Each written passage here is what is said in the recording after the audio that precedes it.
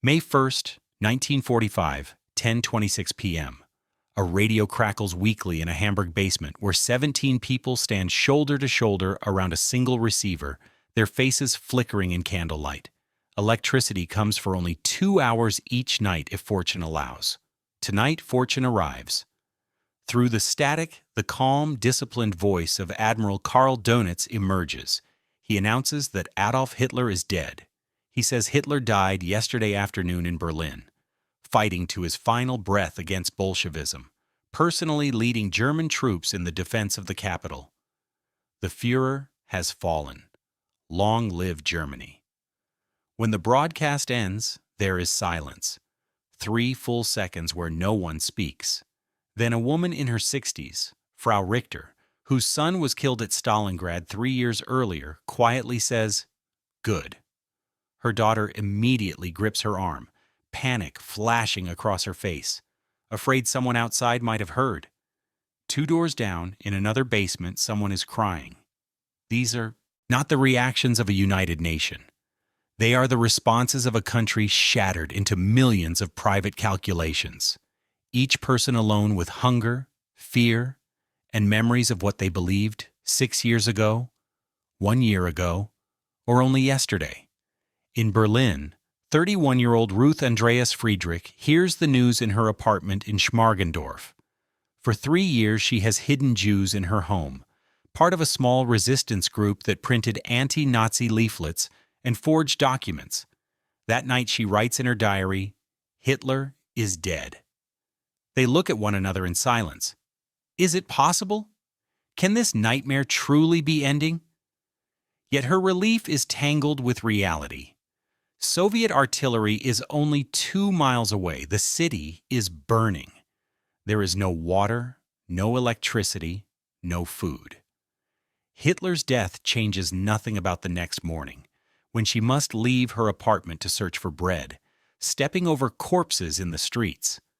The announcement spreads through a country that barely exists anymore. Germany in May 1945 is not one nation, but countless disconnected fragments.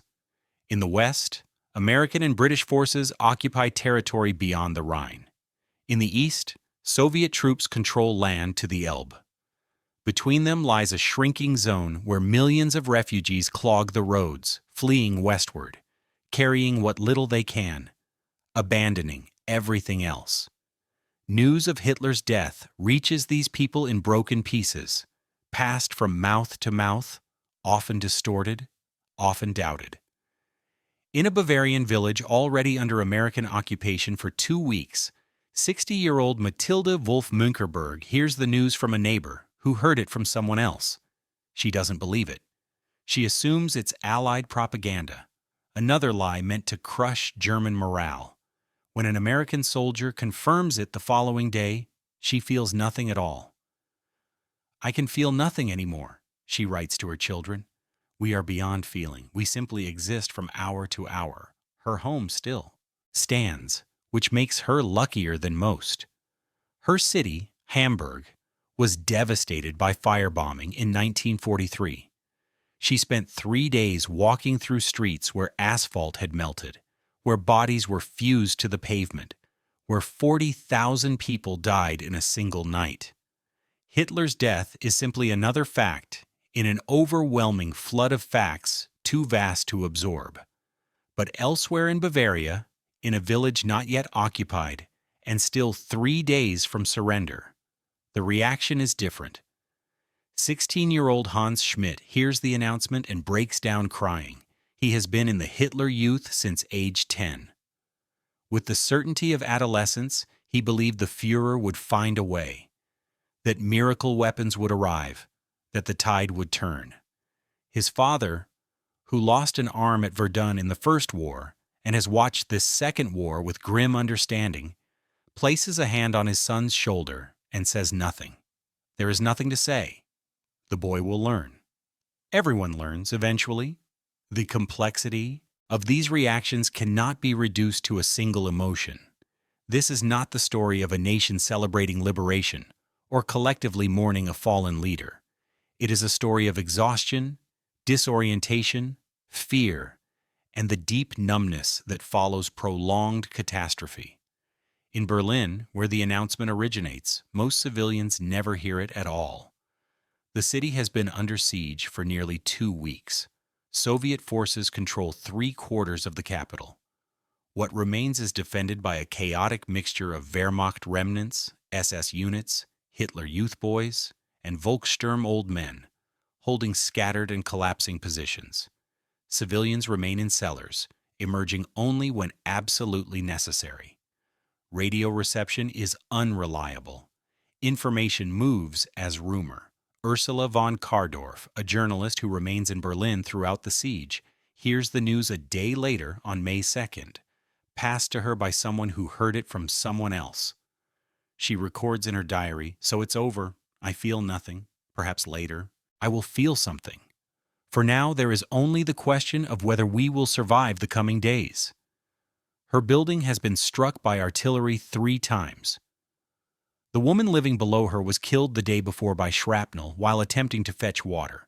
Hitler's death matters only insofar as it might mean the fighting will end sooner. This reality defines nearly every reaction: immediate danger, immediate hunger, immediate survival. Germany in May 1945 is a place where living from morning to night is an achievement. The announcement itself is carefully shaped. Dönitz does not say Hitler committed suicide. He claims Hitler died fighting.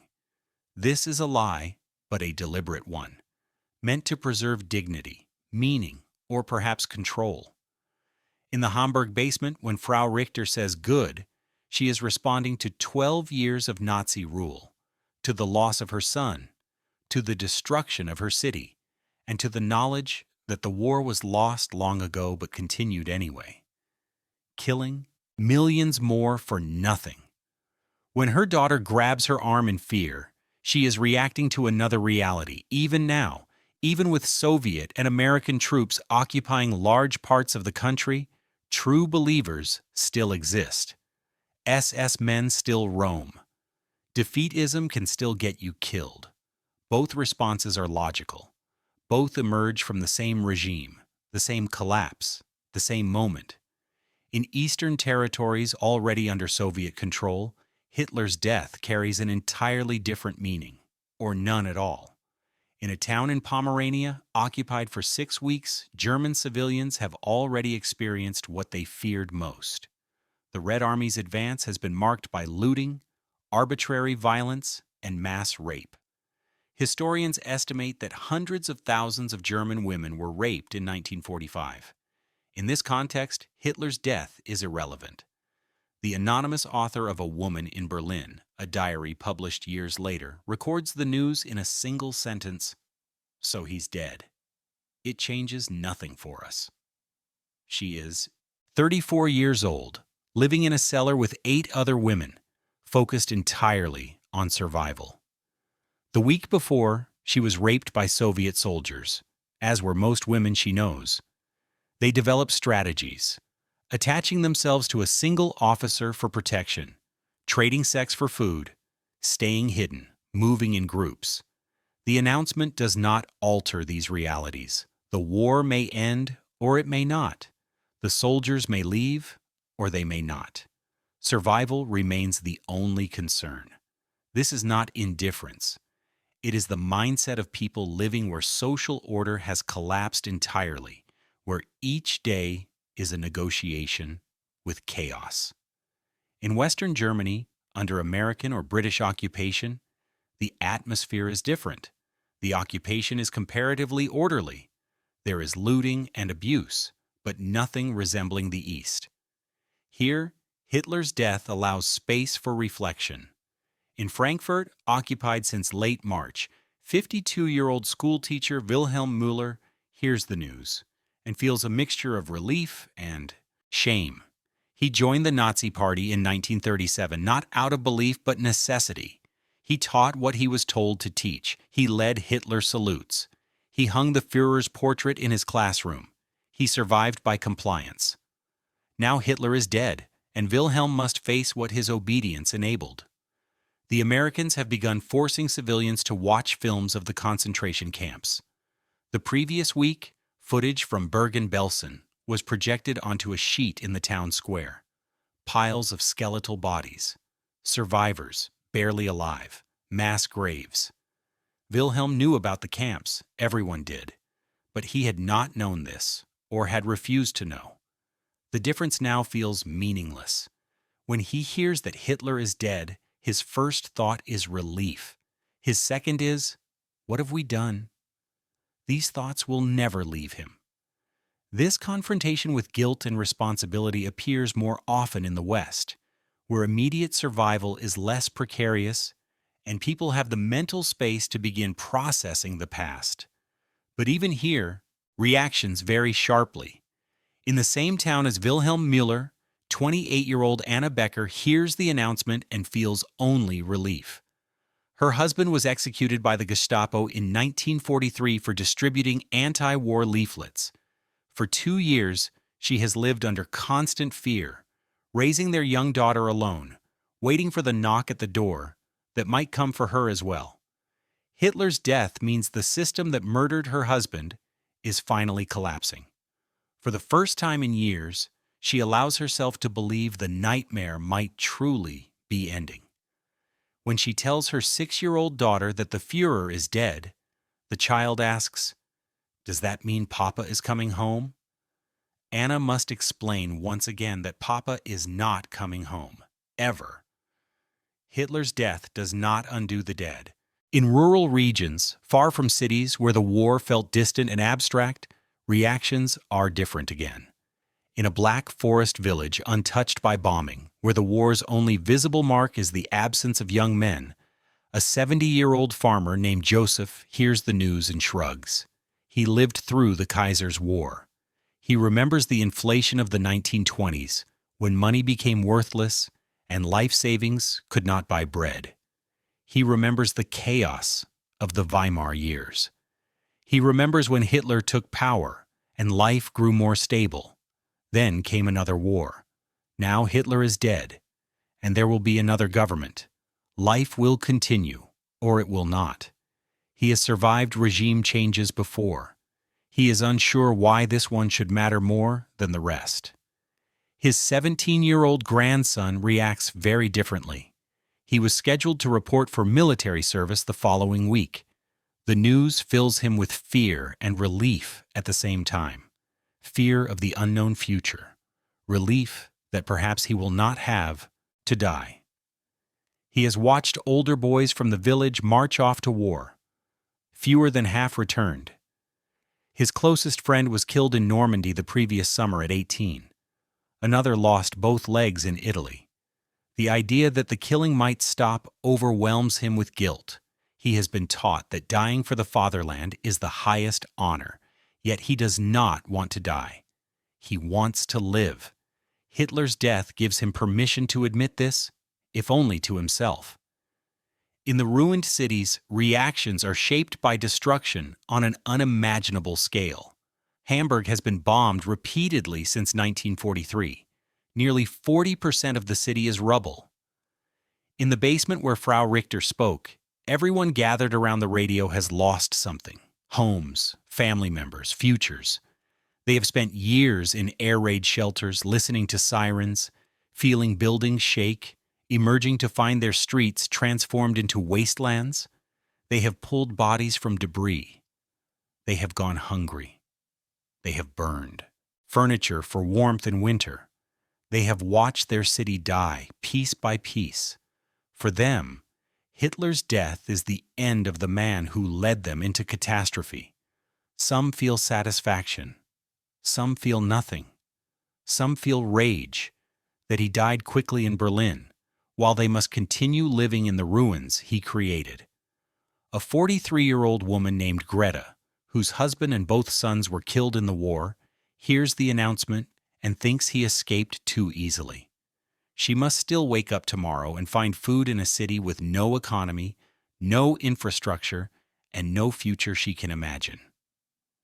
His death solves nothing for her, yet in the same basement, 22-year-old Helga feels something close to hope. She has waited for the war to end so she can finally begin her life. She wants love, marriage, children, ordinary things that 12 years of dictatorship and 6 years of war have made impossible. Hitler's death means maybe now she can start. She does not think about guilt or politics. She thinks about tomorrow. This is not naivete. It is survival.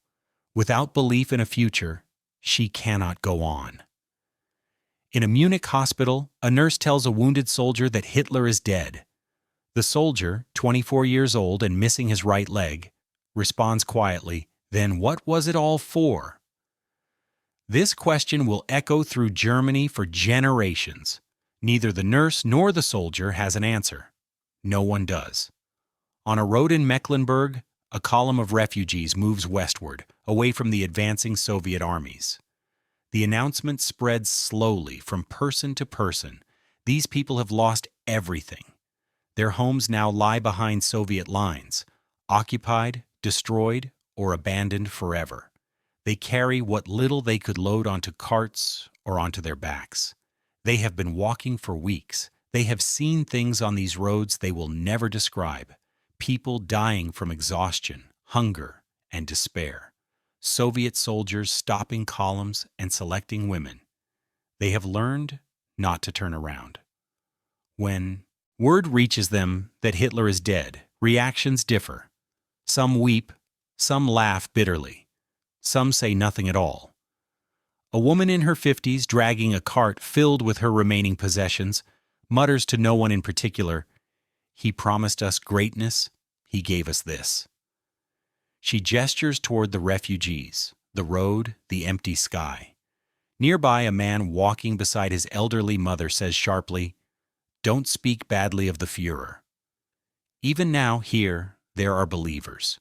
Or perhaps he is simply too exhausted to abandon the belief that once gave meaning to his suffering.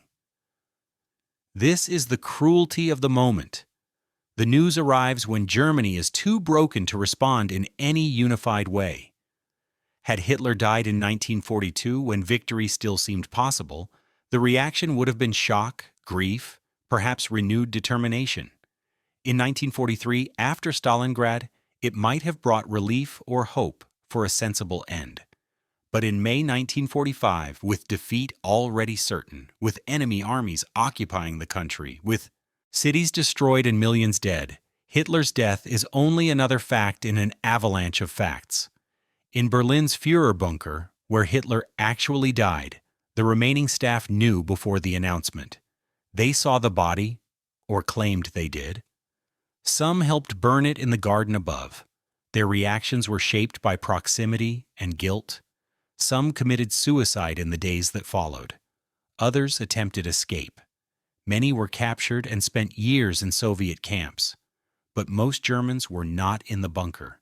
They were in basements, cellars, hospitals, refugee columns, and occupied towns, trying to survive, trying to understand a world that had collapsed. For them, Hitler's death mattered not because of who he was, but because of what it signified, the end of something. Though what would come next was terrifyingly unclear. In the days after the announcement, as the news spreads and disbelief fades, reactions begin to change. Numbness slowly gives way to emotion. Some feel relief. Some feel loss. Many feel both. In Hamburg, Frau Richter goes to church 3 days later, on the first Sunday after Hitler's death. The church is crowded. The pastor speaks of forgiveness and rebuilding. He does not say Hitler's name. He speaks in abstractions: sin, redemption, the necessity of looking forward. After the service, Frau Richter stands outside in the spring sunlight, staring at the ruins of her city, and cries for the first time since her son died. She is not crying for Hitler. She is crying for everything, for the waste, the loss, and the impossibility of making sense of it all. In Berlin, Ruth Andreas Friedrich leaves her apartment on May 3rd after the fighting in her neighborhood has stopped. Soviet soldiers patrol the streets. She sees German prisoners being marched away. She sees civilians emerging from cellars, blinking at the daylight, surveying the destruction. A red flag flies over the Reichstag in the distance. Hitler is dead. The war is ending, but the city looks like the end of the world. She writes in her diary, "We survived. Now we must learn how to live." This becomes the prevailing response in the weeks that follow, a turn toward survival, toward rebuilding, toward the future. Hitler's death marks the end of one chapter, but the next is blank, frightening, uncertain, undefined. Germany in May 1945 is a nation that must be rebuilt not only from physical ruins, but from moral collapse as well. The announcement of Hitler's death is the moment when Germans begin cautiously to confront what they endured and what they allowed.